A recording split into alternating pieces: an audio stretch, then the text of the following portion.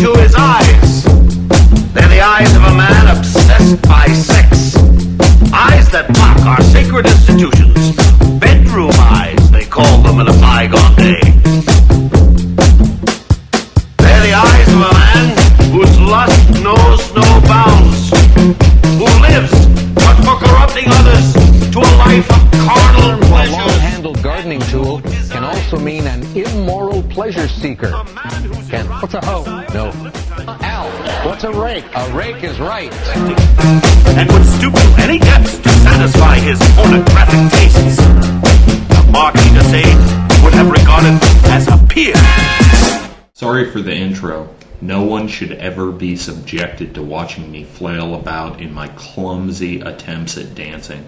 It's just that I found some 70s style porn groove on the Internet Archives and decided to make yet another intro. Actually, I like making intros more than I do videos. Ideas are often hard to explain when you're thinking off the top of your head, but when you write them out and read them off a script, you lose a lot of the spontaneity and it usually comes off forced and in a monotone. However, I'm going to do a script this time because I think my subject matter does require a bit more eloquence in its assertion than a hastily constructed diatribe off the top of my head. Before monotheism took hold over Western civilizations, the ancients did not share many of the sexual mores of Judaism.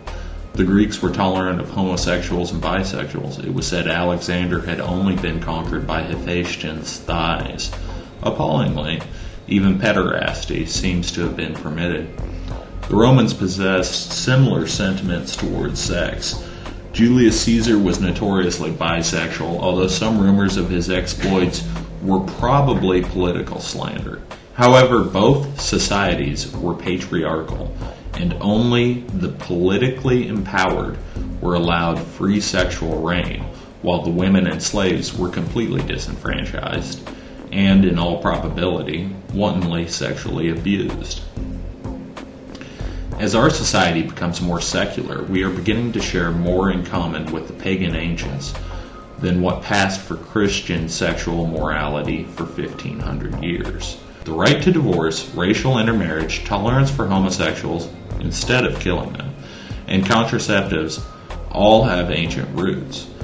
In the tradition of ancient Celtic divorces, a woman was often allowed to take back her dowry. A complex court system tried to settle matters equitably. After the Catholic Church infected the island, Irish women couldn't seek a better life with anyone other than her first husband, even if he turned out to be abusive and/or an alcoholic, until a constitutional referendum in 1996. Abortion is still banned. In ancient times, marriage was often used as a means to speed a conquered people's assimilation. Blood ties created familial bonds and political alliances that trumped any attempts to maintain uniform skin pigmentation. After 1,500 years of Judaism-inspired tribalism on the basis of race, the Supreme Court of the United States ruled in favor of Loving in the trial Loving versus Virginia in 1958, which established the right of a U.S. citizen to marry a member of the opposite sex regardless of that person's race. Activist judges indeed. Homosexuality and sex in general, but especially for the sake of pleasure only, was demonized as a wicked sin throughout the reign of Christianity, despite one-sided tolerance in ancient times. Now that the concept of what two or more consenting adults choose to do in their own bedroom is considered to be their business and their business alone, unless they choose to put it on the internet for a monthly fee, a certain unnamed element of the community is clamoring against the concept of institutionalized monogamy for two people in a committed relationship. In the male homosexual community, promiscuity without the proper precautions has resulted in the spread of HIV and other sexual diseases to an even greater extent than in the heterosexual community, where it's enough of a problem. Encouraging monogamy in a state-sanctioned way with appropriate benefits and responsibilities should be encouraged and would be without Christian sexual mores. Contraceptives were used in ancient times, pennyroyal tea and other herbal contraceptives / abortificants, and is thought to have contributed in the eventual decrease in population of the Roman Empire by some historians. With modern society being less dependent on numerous offspring for agricultural labor and modern medicine producing contraceptives to prevent pregnancy, we very well might undergo a similar gradual decrease in population. Much of Western Europe, and Japan in particular, is already experiencing a less burdensome strain on the environment for supplying resources. Although there are admittedly social and economic consequences that are not particularly desirable in a system that was modeled on the expectation of multiple children per family. However, despite the correlation between ancient modes of thinking about sex and sexuality and our modern ones, the political environment has changed immeasurably. The oppressed have largely been enfranchised. Democracy was born in Athens due to the importance of the phalanx, a type of military unit that stressed the importance of an individual working in conjunction with his peers. While the basis of political enfranchisement is not so blatantly pandering to military might in the modern West, it is telling that women and minorities serve in the armed forces today.